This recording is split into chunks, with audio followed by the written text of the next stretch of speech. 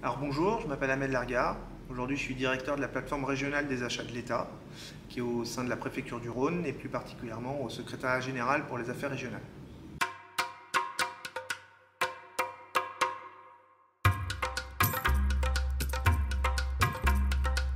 Les avantages, c'est de pouvoir permettre à ces publics-là de remettre le pied à l'étrier, de reprendre une vie professionnelle. Aujourd'hui, ça correspond quand même à quelque chose d'assez important dans la vie de tous les jours de tout à chacun, de chaque citoyen, et citoyenne et citoyen. Et donc c'est vrai qu'aujourd'hui, permettre à ces gens-là d'obtenir un emploi, de travailler, de reprendre une vie dans laquelle le travail prend une place importante, de pouvoir obtenir, de gagner sa vie à la fin du mois, de pouvoir se payer à manger, se payer un logement. Je pense que ça fait partie du travail de l'État de permettre à ces personnes de reprendre une vie décente, tout simplement.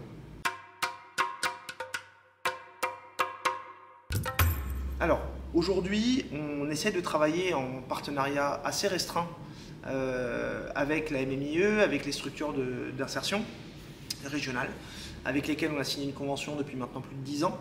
On a commencé notre travail en 2011 par la déclinaison d'une convention qui était au départ signée au niveau national entre la direction des achats de l'État d'un côté et l'Alliance Ville-Emploi de l'autre. Cette convention, elle est déclinée dans chaque région.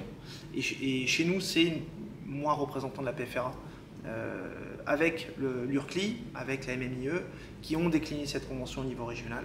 Et par cette convention, on essaie de travailler régulièrement par la mise en place de comités techniques, par la mise en place de comités de bilan, pour essayer de voir un peu comment sensibiliser l'intégralité des acteurs, acheteurs publics, décisionnaires, entreprises, à la mise en place de ce secteur social.